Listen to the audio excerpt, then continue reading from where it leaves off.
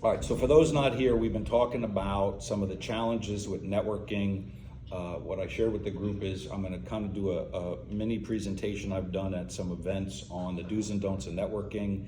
And, really the message is for those of you not here is, why aren't you here? And we've been challenging the group on making sure this is the priority to your Tuesday mornings twice a month, that nothing else should be getting in the way of this time block from 8:30 to 9:30. So best efforts, vacation, illness, whatever, but when you keep taking client appointments and other things that are getting in the way, you're doing a disservice to the 15, 18 of us who are here. So we want to re-engage the messaging of you have to be here, you have to be involved, you have to be known, like, and trust. And so we're going to talk about how to develop that and hopefully improve the group, certainly improve the attendance, make everybody understand that it's twice a month, it's not a BNI where it's weekly, and we're not asking for 17 hours of your day every time. So that said, fundamentally for me, I shared with the group that back in the 90s, 1990s, not 1890s, I'm not that old. Back in the 90s, I got invited to a group called The Tip. And they're here, and BNI are here. And I had no idea what it was, and a client invited me down. And it was my first exposure to these so-called networking groups. I'm from central New Jersey. There weren't like local chambers. Chambers really weren't a very big thing, in my market. So these BNI and The Tips were popping up. So I found, at least at the time, the group was interesting, the concept was interesting, the location, the membership maybe a little bit mixed, and in my opinion, The Tip was a little bit hokey. So the group eventually folded, but yet 15 minutes further down the road was another The Tip group that had 30, 40 members and was thriving. So logistics and the components of a group certainly can vary. Fast forward early 2000s, the .com, the market bust, and so I was certainly seeking ways to, generate more activity, to build my practice. And what I'd learned over the years, and I'm sorry, it's repeating some of it I said to the group, is I'm a gatekeeper, and I've got what started with dozens of clients, became hundreds of clients, and interacting with thousands of people.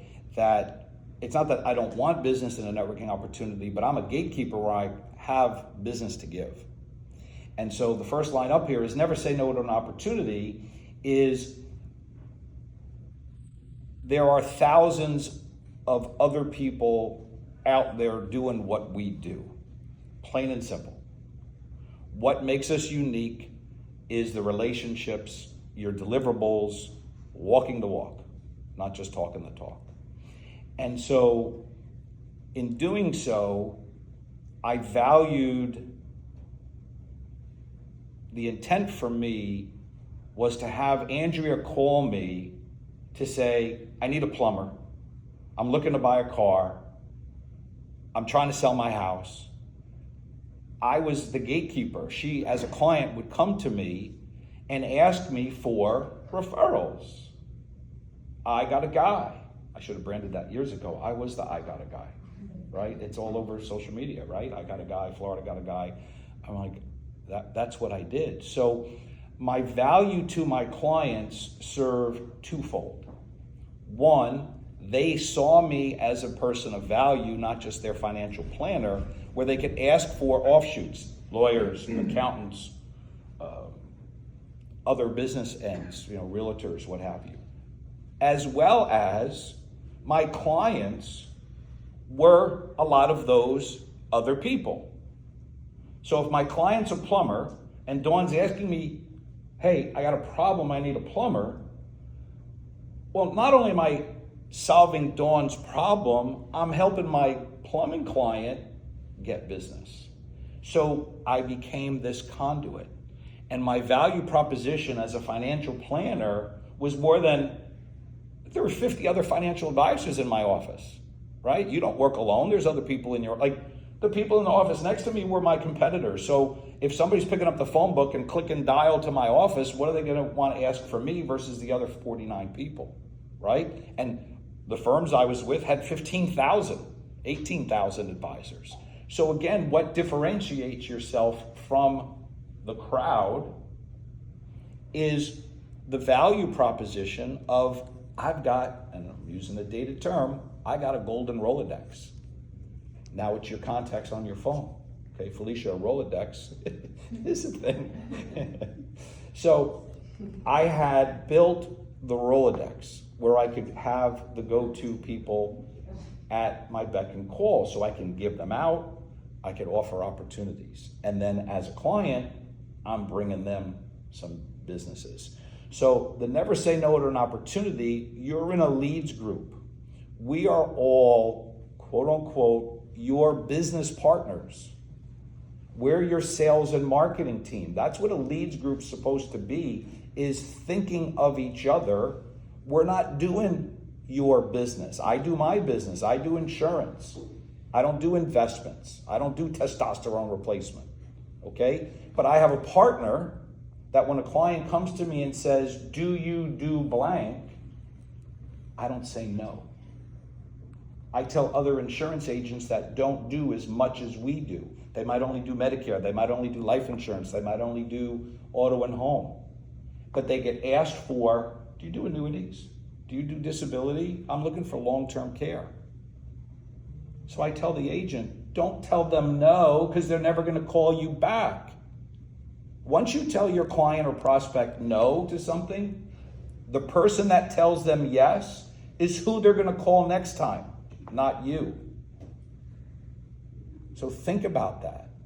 So you say yes, I have a partner, Dawn, that I work with. Can I bring her into the conversation? I'm the gatekeeper. That's what referral and networking is all about. Be the gatekeeper, okay?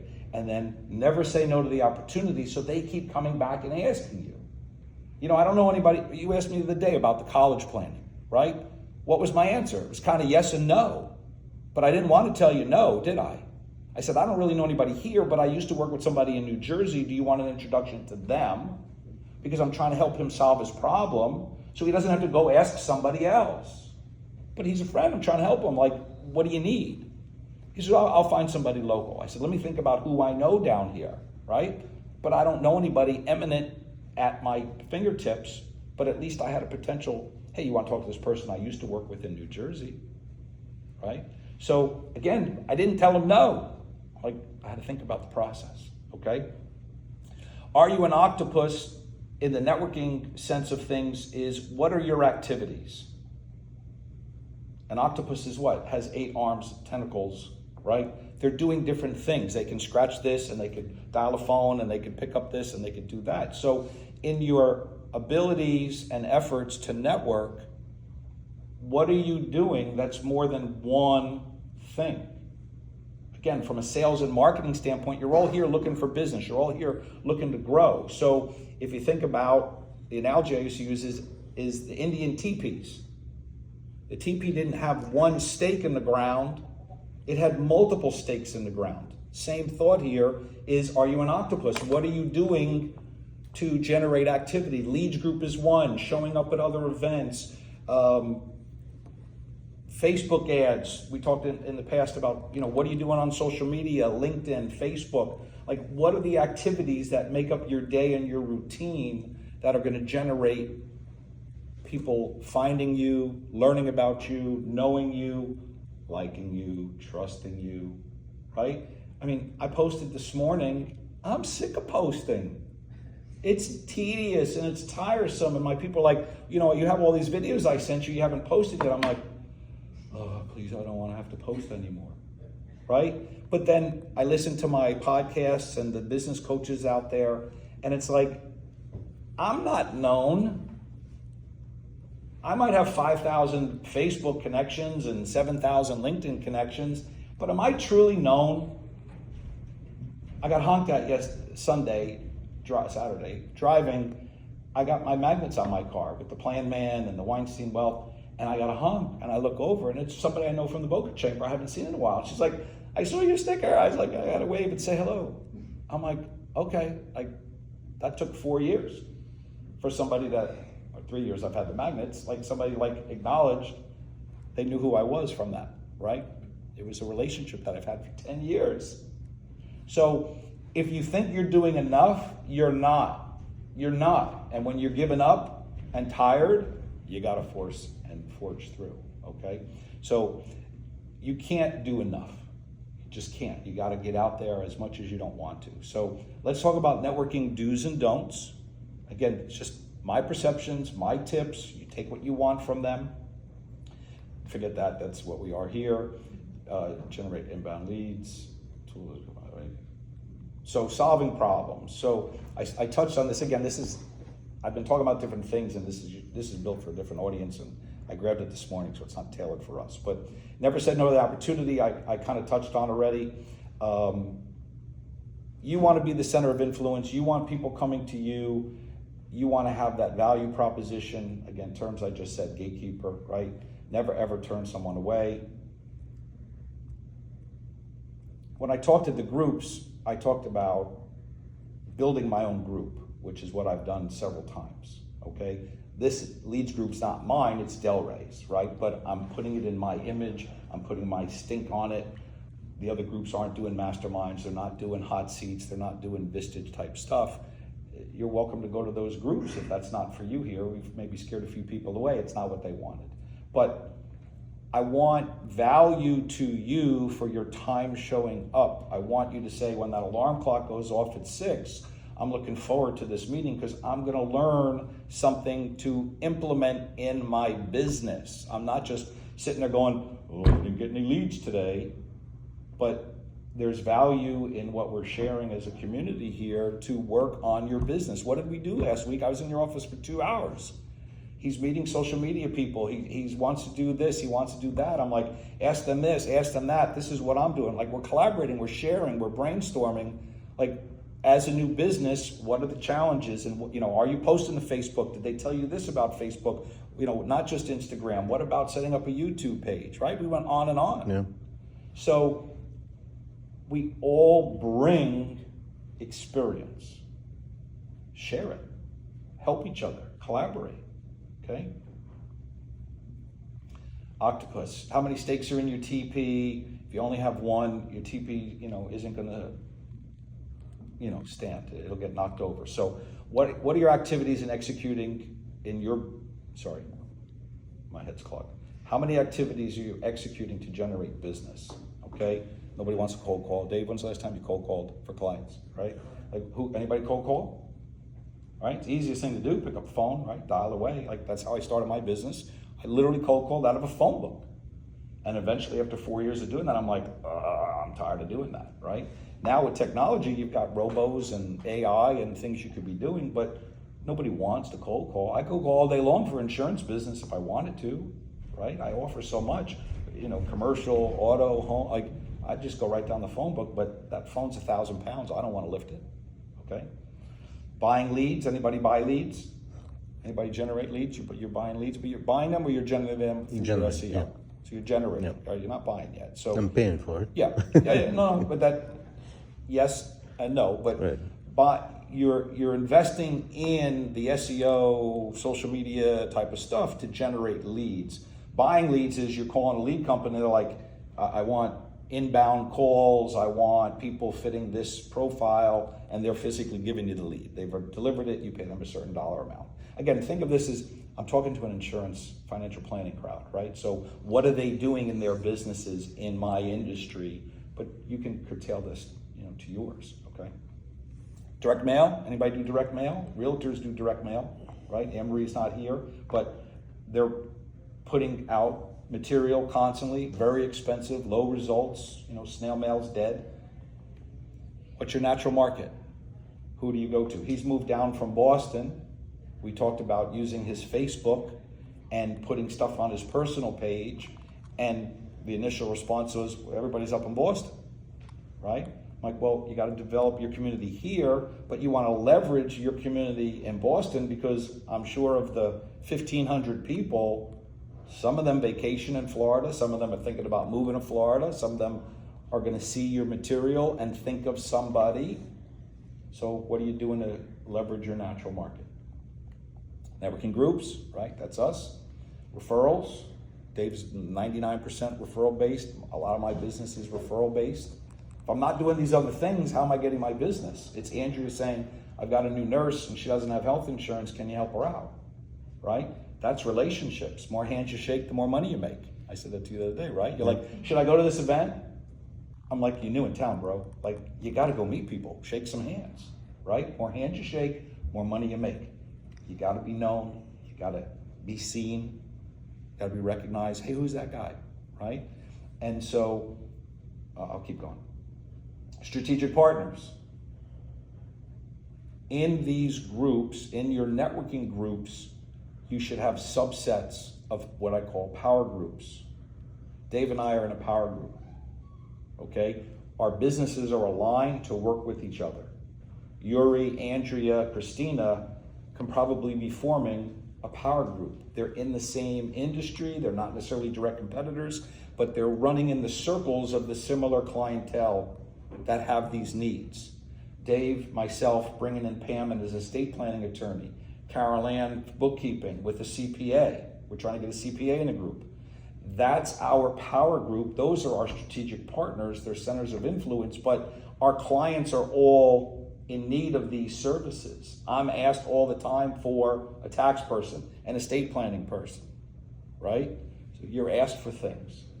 And so you're gonna have more go-to. So Brittany, Anne-Marie, Debbie, that's a power group. That's the real estate power group. Add to them the blue collar workers, the general contractors, you guys, okay? You and Jill, right?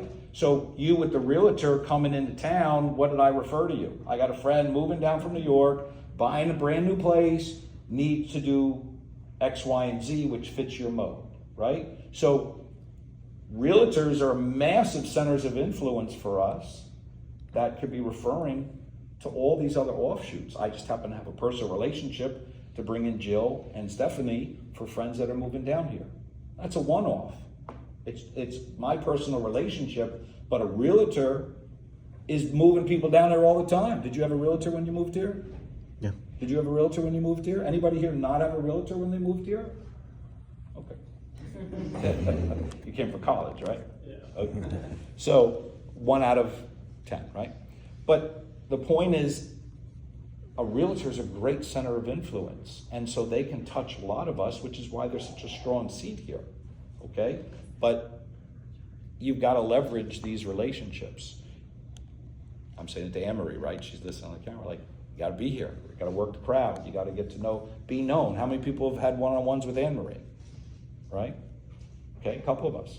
So everybody's hand should be going up. Okay, how many people have had one-on-ones with me? How many people have asked me for one-on-ones? How many people have I asked for one-on-ones? Carol Ann, in our Boca group, they passed the basket. Everybody put a card in every meeting, and you pulled out, hopefully not your own card, somebody's card, and your assignment was to do a one-on-one with them before the next meeting. Ask me how many one-on-ones I got. Showing up week after week after week. All those people getting my cards, nobody asked me for one-on-ones. I asked my people. If I got Yuri's card, I'm like, hey, I got your card. Let's get a meeting. Let's get together. Let's go to lunch.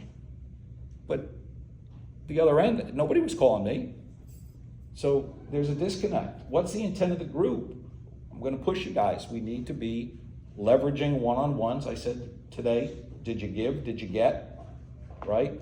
And did you have a one-on-one? Let's make efforts to try and reconnect with everybody. And even in that, I think the one-on-one counts as a give and get. Absolutely. Because I think that is the first step to like learning about the other people, and that's how it starts, right? Absolutely. Yeah. Maybe we should try what they did in the Put the Boca, basket, sure. like once a month, just to Absolutely. ease it in. There's a basket. Every meeting, we can certainly do that and implement that. To Andrea's point, when back in the day, I had my card caddy, like a mini Rolodex, right? I have that still. I have everybody's business cards, and I used to carry it around in my briefcase, and I had dozens and hundreds of cards in there. So if I'm meeting Dawn and we exchange cards, I ask for 3 cards because I'm putting it in my card caddy. Why? Because I'm giving them out. One's not going to do me any good. I'm going to be out of cards. So now if I have a one-on-one with Dawn, 2 ears, 1 mouth, and I'm talkative, you know I'm talkative, but I'm listening and I'm asking questions and I'm trying to understand her business more. And so when I would do my one-on-ones, this, again, back in New Jersey, in different modes, you know, the social media didn't exist, right? But I would leave every lunch, breakfast, coffee, dinner I had, and I would give that person 3 cards every time. And I'd say, you can call these people, you can mention my name, they will take your call and see how they can help you in your business. Now, it might be direct business, it might just be another good contact to make your center of influence, but I'm thinking who's a good fit to introduce Stephanie to, and I'm giving them Andrea's name and Dave's name and Yuri's name, and I know Dave's gonna take a call. Because those are the relationships that I forged and the understanding and the expectations I built. And so I'm delivering that. So strategic partners, doing your one-on-ones, think about, it's not my job, and I'm saying my is you. It's not my job to close the deal. My job's to make an introduction. My job's to take my phone and give you the contacts that I feel are the best situated for you and your business. That's what you're hoping from every one of your so-called partners in these networking groups, is who's in there that's a good fit. It's not that I've got to go find $1 million client for Dave, and Dave drops the ball and doesn't close. Well, that's on Dave. Dave wants to bitch at me, your client didn't implement and doing it. Dude, I'm not your closer. I'm the introducer. I'm the facilitator. Okay? So all our job is, hey, is your antennae up? Bruce does insurance. How many people ask me, well, what kind of insurance? The answer is all insurance. If it has the word insurance, the answer is yes, I do it, right? Clients call, do you do dental insurance? Did you just say the word insurance? Yeah, I do dental insurance. What do you need? But people hear, they don't listen, or they listen, they don't hear, whatever it is, right? So you got to keep re-educating them. You got to keep showing them and telling them and reminding them, and you got to go, I know, no, you told me, no worries, thank you. I'll see you next time. Centers of influence, again, relationships. Everybody wants an accountant. Everybody wants Pam as an estate planning attorney. You're going to run into trouble. Pam gets fed by people like Dave and I. Is Dave, me and Dave? Me. Okay? So Pam's not going to give us business as much as we're going to give her business, because she's fed by everybody in our industry. So I have to have that expectation. I've lost relationships because I challenged an estate planning attorney many years ago of like, hey, I'm giving you a lot of deals. I'm giving you a lot of other agents. I'm giving you a lot of personal business. Like, I'm not getting anything back. And the answer is he doesn't have the volume to give. So understand that. But I want to know, like my personal CPA, if I'm in a consult with Andrea and there's a tax question that I can't answer because I'm not a tax advisor, and I text him or call him, he's answering the call, even in tax season, because he knows I'm probably with somebody that has a problem. So again, your Rolodex and your center of influence is important. How are we on time? Am I running late? Yeah. All right, what time is it? 37. All right, give me two. All right, website SEO. I mean, like I can pick this up for next time. So, all right, I'll stop there. So hopefully that helps.